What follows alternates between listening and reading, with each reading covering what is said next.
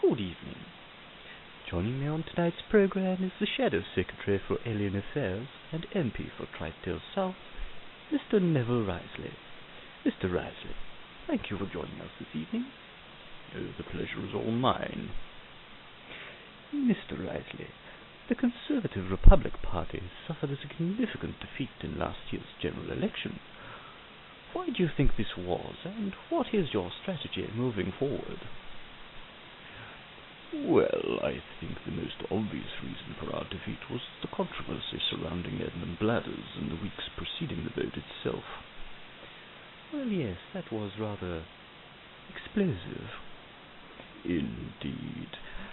Having the leader of the party embroiled in such vivid and salacious scandals mere weeks before the vote clearly undermined the people's confidence in the party and our ability to govern.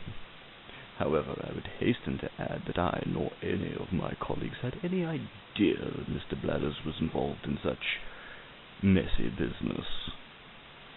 But the investigation is still ongoing, is that correct?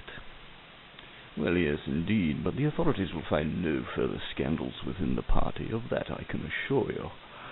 I have personally spoken to all ministers, whips, secretaries, sub-secretaries, deputies, sub-deputies, vice-deputies, executive assistants, executive sub-assistants, council committee chiefs, sub-chiefs, vice-deputy sub-assistant director chiefs, and even the good lady who makes the tea, and they've each assured me that they have had no personal involvement whatsoever in the former leader's extracurricular activities. But now isn't the time to dwell on the transgressions of a disgraced former minister. We in the Conservative Republic Party are looking towards the future. How can we rebuild that trust that was lost? What are the real issues facing us as a society today? And what kind of state will we be in by the time the next election comes around? And what state do you think we'll be in? Well, there's always trouble when playing prognosticator, in that any prediction one makes that may contain within it any definite assertions will be thoroughly dissected with the benefits of future hindsight. Therefore, I'm hesitant to make any predictions that contain that kind of specificity. Are you saying you have no idea what the future will bring? No, not at all.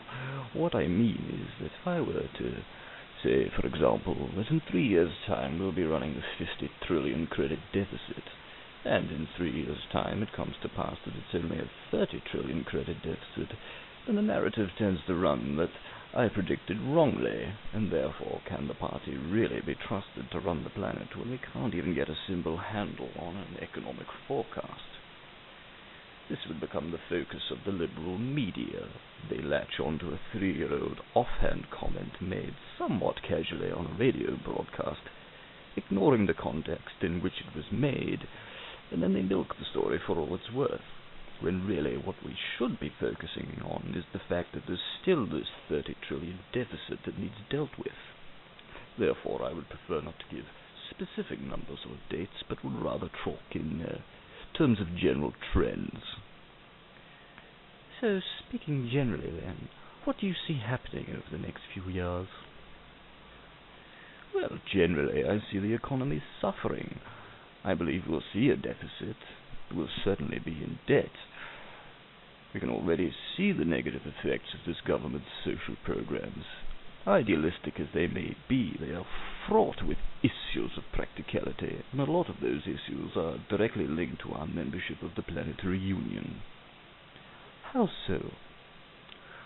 Well, there are numerous issues. But first let's tackle the one of immigration. As part of the PU, we are treaty-bound to accept the free movement of people. Now, setting aside for a moment the problems associated with the cultural integration of immigrants coming to this planet, which in itself is a hugely difficult task, there is the obvious economic impact of unrestricted influx of aliens into our society. Take Bukiladu, for example, one of the weaker economies within the Union. Bukuli nationals make up 73% of the immigrants coming to this planet. The average Bakuli wage on their own world is around 8,000 credits per annum, which I'm sure you'll agree is absurdly low. Now, before they were a member of the Union, the average income of a low to mid-band citizen here on the Earth was 25,000 credits. And since they joined and the mass exodus to the Earth began, the average wage here on Earth has dropped to 15,000 credits. The reason for this is simple. They are prepared to work for lower wages, longer hours, with less benefits and entitlements, etc., because for them it's a step up from the slime tunnels and the waste reclamation plants of their own hideous failure of a world. So companies can get away with lowering wages because they know the aliens will be satisfied. Exactly. Meanwhile, our own people have to accept the fallen wages or are forced to compete with the ever-shrinking pool of well-paid jobs. Surely, though, this is good for businesses, as they are paying out less to workers and therefore have more profits which can be taxed. Well, yes, in theory, but in practice all that extra tax generated ends up being handed over to the Union, and very little, if indeed any, makes it back home. Most of it ends up being funneled into the low-grade economies of the Union, worlds like Bukiladu, Flagrus, Chongo, and Dump, in order to try and bring them up to our level by investing in infrastructure and short-sighted social programs. The other problem here is that many of these aliens take money out of our local economy by sending it back home to their families. Of course, back before we joined the PU, there were measures in place to prevent such things. But since we became members, or more specifically, when we joined the Currency Union, those measures went the way of the dodo. You mentioned social programs. Now, you've been very critical in the past of this government's take on social and welfare projects. Yes, indeed. This government seems hell-bent on spending, or should I say overspending, on fanciful, idealistic socialist endeavors, with the promise that we'll reap the rewards at some unspecified point in the future.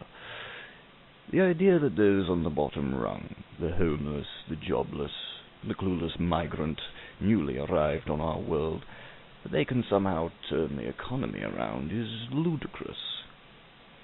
I haven't even touched on the issue of unemployed aliens coming here to live off our social security system, but I realize our time is limited, so I'll just say my stance on that is send the scroungers home.